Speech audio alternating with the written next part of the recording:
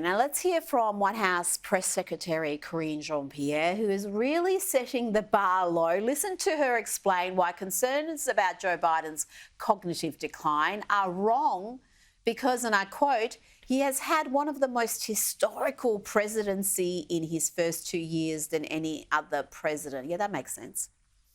He was State of the Union. I believe he spent 90 minutes speaking to congressional members in front of him, to the American people. After that, he spent an hour shaking hands and saying hello and greeting the congressional members and their guests. And this is a president that works day in and day out, in a grueling fashion, with a grueling schedule, and delivers. And let's not forget, it is interesting that we get this question about this president who has had one of the most historical presidency in his first 2 years than any other president, almost any other president. What? Yeah, I don't know. The bar is being set very low. We're supposed to be impressed that, he shook some hands and did a speech in front of people. Like that's supposed to. Rita, I'm like you. I'm almost lost for words. Yeah, what are we seeing here? The fact that she's having to defend him like this says it all. He's on borrowed time. He is, but I tell you, he does not have too many challenges. There really are struggling for credible challenges. It is We can blame the media for a lot of this. They don't take him to task. They're supporters of him. And they don't take most Democrats to task. That's why the talent pool is so shallow, because they're just not tested. Now, here is a woman calling out lefty lunacy and the danger it poses. Yunomi Park escaped from North Korea and the evil communist regime there. She says that the leftist woke ideology in the West, particularly in American education, is frighteningly similar to what she fled. It's crazy to even ask a question like this, but if we do not change course, could America be going down the path of North Korea?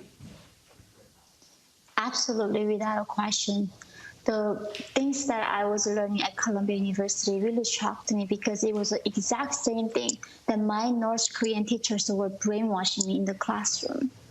In American, at Columbia University, they were literally saying that all the problems that we have is because of capitalism, because of white men. And the solution for all these problems is a communist revolution. Oh, I love it when we've got people who've experienced real communism, the communism all these Gen Zs and millennials pine for, and then they get lectured to by these privileged white kids typically who tell them, no, you don't know real oppression. It really is an eye-opener. It is, Rita, and I love how they always single out white men like they're some awful kind of species. I think the whole thing's really quite ridiculous. Oh, it is ridiculous, and it is often the most privileged class who push this. I don't think it's coming from, members of the Asian community. I am generalising here, but, we see what the activists are like. Now, another example of lefties losing it, a school district, and this is not an isolated case, another school district has eliminated honours classes in the name of racial equity. The Wall Street Journal reports that parents are irate and want the school to reinstate honour classes for English and other subjects because, they eliminated them on the grounds that they didn't enrol enough Black and Latino students. Again, so this is, in a lot of ways, punishing Asian students because we know they are disproportionately impacted when it comes to getting those marks. We've seen them discriminated against getting into some of those Ivy League colleges where they can have amazing scores, they can have all sorts of extracurricular activities, but they're still not admitted because they have racial equity guidelines to meet. Rita, where does this stop? It's just going through education systems all around the world.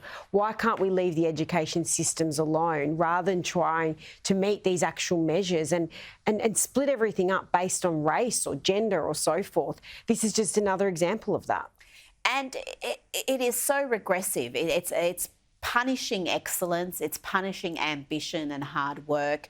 And this is what we keep hearing about, equity, equity, equity. And when you hear equity, red flags should be going up everywhere. What we want is equality of opportunity, not equality of outcome, because that's actually not possible unless you enforce it, and that's what we have there.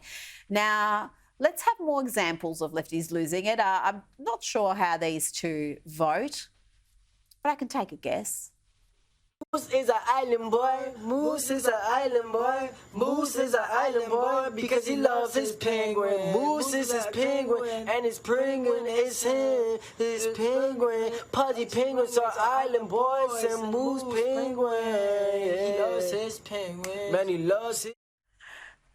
You know, give it a chance. If you just keep listening to it, it has a vibe, yes? No, Rita, no. Where on earth do you find these things? Oh, that is a good question. Where do I find it indeed? Now, I think you've got some breaking news for us, local breaking news. The seat of Aston, we've got a by-election coming up there sometime after Easter. And the Liberal Party have been very adamant that they must pick a woman. We've had everyone from Peter Dutton down saying it has to be a female candidate.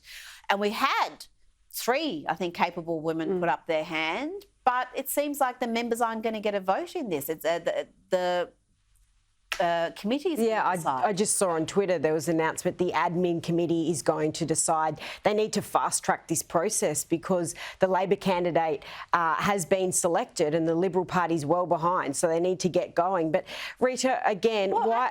I'm sorry, I don't accept that, because surely you can fast track the process and still give the membership an opportunity to participate. Well, you would think that would be the case, but that doesn't appear to be what they're doing. Doing this in the most extraordinary of circumstances, overruling. That's right. I wonder how this is going to be received. Exactly, Rita. And again, why does the Liberal Party have to push this? We must have a woman. I'm not concerned about the person's genitalia. I'm concerned about their ability and whether they'll be a good representative of that electorate. But again, the Liberal Party is trying to be like Labor, and they're trying to say, well, they have been saying we need a woman. Well, that's exactly right. And I think it really detracts from the achievements of these women, because you do have some very capable candidates. Rashina Campbell, who's a City of Melbourne councillor, she's a barrister.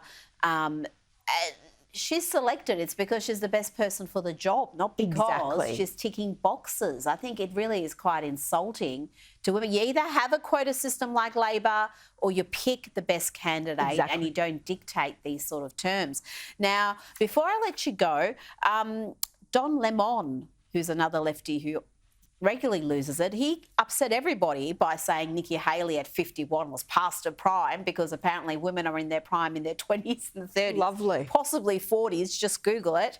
But now he's been cut from the Monday breakfast show after this, and there's been some consequences. Oh, isn't this a scandal, Rita? I mean, seriously, can you get away with saying that, though, that people should be in their prime younger?